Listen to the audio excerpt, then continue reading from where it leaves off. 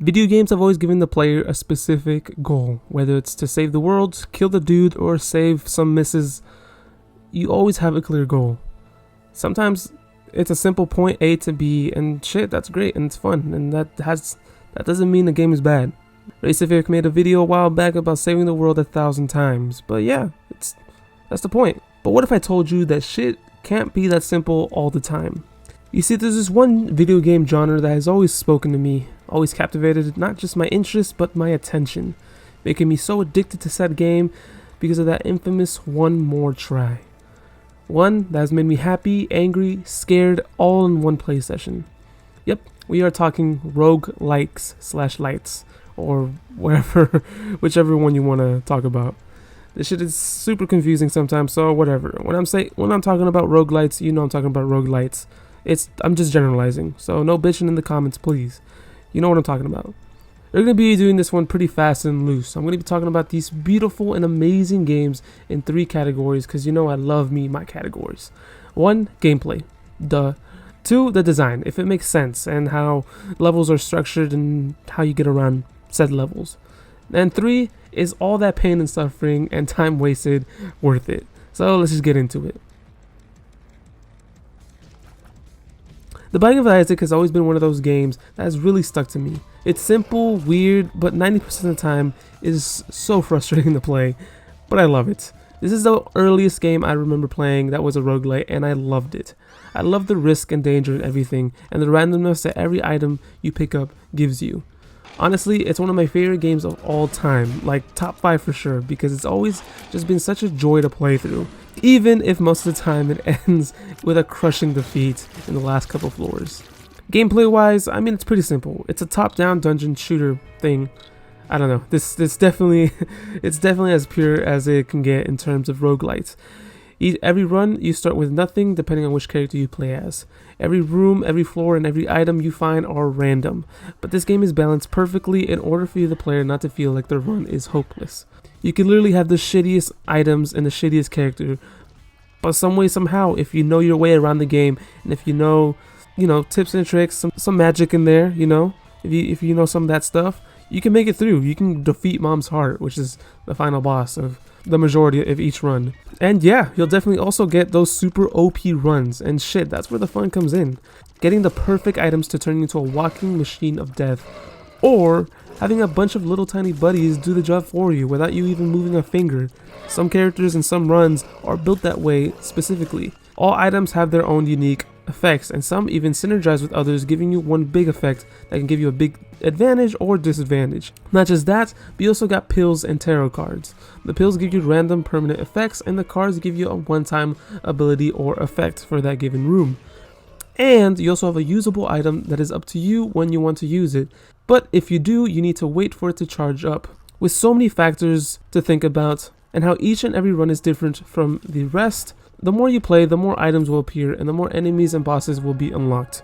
So with all these items that affect the way you play, and things you need to consider, now you put those skills to the test. Design-wise, this game is pretty basic. Each room is random, but you will encounter the same rooms here and there throughout multiple runs. There are rooms that test your reflexes on how careful you are, puzzle rooms that make you think about bomb placement in order to get an item. There are also rooms that test how risky you are in gambling health, money, bombs, or even keys. Keys open treasure rooms which house items, and there's usually one per floor. Same with item shops, where you gamble if it's worth buying any of these items or just donating your money and having the slow incremental progression through the donations. For someone that loves risk in any game or anything, I kind of have a problem. And this game is just perfect in terms of taking risks, but you don't have to. You can get the item and just go straight to the boss, or move on, skip entire rooms or paths, and just speed your way through the game. But it's that risk where the game really shines and makes your losses much more crushing, but understandable. You never lose because of some bullshit. It's always because, like, yeah, that was on me and I could have done better. Or I shouldn't have made that move. I shouldn't have risked my hearts for that or used up those bombs for no reason. But is it worth it? Fuck yeah, it is. Yeah, losing a run sucks, and losing all those items even is so crushing, especially when you're near the end. But most runs are around 30 to 40 minutes. So in the long run, when you lose, boom, you're right back in and instantly learning and thinking about new tactics on how to approach each enemy, each room, and each floor in general. Not only that, but the more you play and start experimenting, the more items and bosses you unlock. You have a bunch of characters to choose from, each with their own stats and abilities. From the get-go, this game is honestly truly amazing. If you want to get into the genre, this game is a perfect jumping off point for that. And I haven't even talked about the expansions that add even more shit into the game. So yeah, you're going to be busy. If you just want to try it out, you can try out the free Flash version on browser, which is like the barest bones that you can get. But it's also on pretty much every console out there, and each have the Afterlife expansion, which adds so much into the game, and Afterlife Plus, which adds a couple more things. But if you want to just get everything, go for it. So yeah, I highly recommend this game. Let's talk about the next one. Me and Dead Cells have an interesting history. I had just gotten my Switch and there wasn't really much to play on it other than Mario and Mario Kart. And then I started seeing this game here and there, starting to hear good things, but I was never really into it until I saw it on sale. And man, did it make me fall in love with it hard. I was addicted to this game for like 2 months straight and was playing between classes in college, but man, this game is it's so good, and let me tell you why. I've never played a side-scrolling dungeon crawling beat 'em up hack and slash game like this that plays so fucking good. The satisfaction you get from moving around levels, the punch and kick every weapon has, the satisfying crunch when killing enemies, and all the smooth animations and emotes your emoteless character has.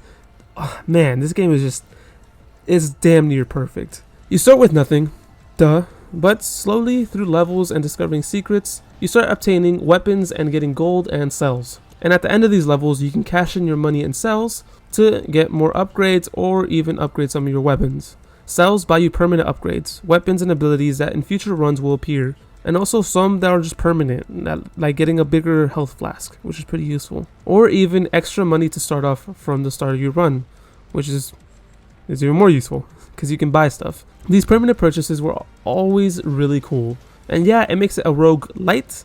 It's still fun working towards that new item and seeing what badass shit you can do with it. But that's not all. There's more items that you'll find throughout the levels that open up even more paths in each and every level, that open up even more levels, and yeah, you start to build up all these paths that get you to the end, and it's just super satisfying exploring all these newer levels and getting more items, and it's just a domino effect of progression and getting rewarded for just playing the game. And once you beat the game, that's where the game actually starts. Crazy, huh? Yeah. You start getting these difficulty cells, making the game harder for you, but it makes it more rewarding and lets you unlock even more stuff. Dead Cells' gameplay loop is so satisfying. Most runs are about an hour, but if you want, you can finish the game in like 5 minutes or some crazy shit, which is awesome. You can play this game how you want. Play it safe, slowly getting cells and unlocking more items or weapons, or just keep grinding on those harder cells, giving you more paths and more levels to explore, and man, these levels are just fire. Level design wise, it's great. You will go through the same few levels over and over again, but slowly you'll be unlocking new ones, granting you multiple paths that lead to multiple bosses, and they're great. They're awesome. They're really difficult, but they're awesome. And since you're going to be going through them multiple times, their layouts are different somewhat. Sometimes I feel like I'm going through the same levels, but it's not repetitive at all. The layouts, the loot, and the enemies are random enough to keep you interested. Bosses are great too. At first you might just get railed at them like any other game, but you'll slowly start learning their patterns and what weapons and what boosts work best for them. They're tough if you aren't ready and if you don't slow things down and think about your moves and how to attack them. Take your time with these guys because their cell payout is huge, granting the chance to get even more upgrades, weapons, and tools. But is it all worth it?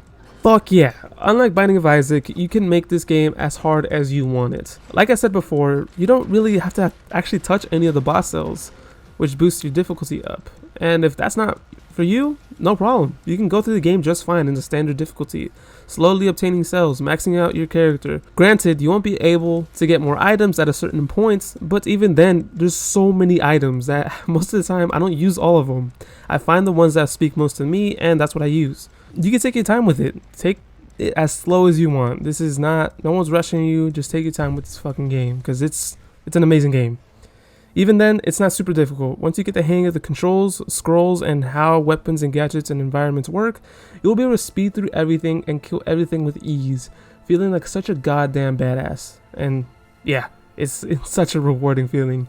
Trust me, this game is worth the short amount of time you'll be struggling, and even if you do and lose all those precious cells, get back in there, boy, get you some more. It's not super punishing, and you can just take your time with it like I said before. It's on Game Pass right now, and you can check it out, and usually it's always on sale. Right now it's going to get a full physical release, and looks really badass, and I'm kind of considering getting it. But yeah, definitely check it out. It's a really, really, really good game. Now this is an interesting little game, I'll be honest. If you're not into Dead Cells because it's 2D and mainly melee combats, or maybe just want something a bit harder, this might be the game for you. West of Dead is a heavily stylized top-down cover shooter that basically has the exact same mechanics as Dead Cells, and it's pretty awesome. Like Dead Cells and, well, other roguelites of its nature, you will go around level to level exploring randomly generated rooms with a bunch of enemies. The difference is here is now you got guns, and you are given 2 random weapons in the start, and yeah, that's it. You go from room to room, fighting undead, sliding to cover, and igniting lanterns to stun enemies. Simple, but hard as hell. Combat is punishing, but sometimes you will die from a couple of shots or hits. And yeah, you need to take your time with this game and learn its mechanics, because its combat is pretty punishing, and yeah, just be ready for that. Luckily, that sweet upgrade system from Dead Cells is here. Instead of cells, you have sins. Yeah, very similar, I'll be honest, but just like the latter, you'll be able to use them at the end of every level to purchase more upgrades, tools, and weapons for your character. This game borrows a lot from games we've discussed so far, having to go room to room like in Isaac, and practically having the same progression system like in Dead Cells. The only thing that makes it stand out and different from those games prior is its combat and style. Stylistically, it's awesome, and looks really cool and perfectly gives off the vibe that it's going for. However, I feel like it suffers from it being too dark and having way too many shadows, making it hard to see enemies. And yeah, I know that's kind of the point of the lanterns and using those lanterns to stun them and see in the darkness, but it would be nice to have a slight outline on characters or having a glint of light on where enemies are as soon as you come to the room and it's like a pitch black room, instead of dying from some shot in the dark and losing everything from some dude that I can't even see. Makes me question if it's worth it. And my answer to that is I guess so. As of right now, it's an early build and has a good amount of content and even DLC that you could check out right now.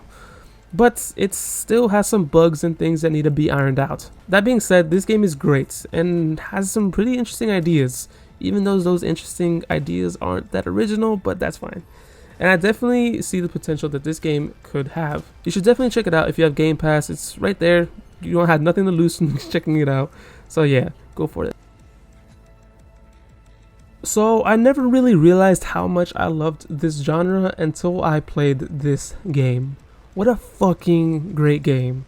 I got an Xbox a few months back with Game Pass, and this was the first game I played, and I loved it so much. And it's such a fun and unique game that is always constantly rewarding you and making you just want more. Gameplay is pretty simple. It's a dungeon crawling first person shooter in space, where you go from ship to ship, collecting supplies like food and fuel, and crafting materials to upgrade your weapons, tools, and character as a whole. One very unique thing about this game is that you have character traits. You see, each time you die, that character is dead, gone. Like, you'll never see them again, and you lose all their materials that they were carrying, all the food, and all the fuel that they were carrying up to that point. And then you get a fresh new character, all working towards the goal of getting out of this shitty part of space called the Void, I guess. I don't really remember the story, but that's the gist I got from it. Each character is randomly generated, and it can have up to 3 traits, which can be good, like running without making a noise or being able to befriend enemies, or they could really suck, like yelling whenever you pick something up, exposing you to enemies around the area, or being colorblind or short, making it hard for you to get items or know what kind of stuff you're picking up. There's stations around some ships that allow you to remove, add, or even replace some traits, and once you get the hang of it, you pretty much become the master of the game, and you can create the perfect character if you like. Levels are pretty unique, and since you're going to be going from ship to ship, each ship has their own characteristics and loot, allowing you to plan out your route and thinking about what you need the most and prioritizing if You want the parts to craft a new upgrade, or the parts to craft more parts, which is pretty cool, or to get more fuel or food, or heal yourself up, or change a couple traits here and there. Not only that, there are pirate ships and monsters that you need to avoid. Trying to figure out where you might go in order to avoid them, or just using torpedoes to blow them up, which are rare drops that you can find on some ships. Each ship is different, and some are just salvage ships with crafting materials. Others are luxury hotels, which have the most money and loot. There are also medical transports that will heal you up. You're constantly thinking multiple steps ahead in order to get to your goal. But the question is that goal worth it? Fuck yeah, it is. This game is so fun and addicting, and you're always constantly unlocking something new or getting new items. It honestly isn't too difficult if you're careful and you don't go in guns blazing, but even then, if you die, it's not crushing. You lose some stuff, but it can easily be retrieved back. So yeah, like honestly man, this game is awesome, and check it out. It's also on Game Pass, which is fucking crazy, man. Like most of these games are on Game Pass. So yeah, trust me, check it out. It's awesome. It's such a fun experience that you could just knock out in a weekend. So yeah, and yeah, that's it. There's so many other games I want to talk about, and I'll probably leave it for another video, because if I had them here, this fucking video would take like an hour. But yeah, check all of these great games I just talked about if you haven't, and if you're a fan of the genre or simply want to get into the genre, all these games are really fun and rewarding. And thank you so much for watching. Check out these games. These games are awesome. And I'll see you next time.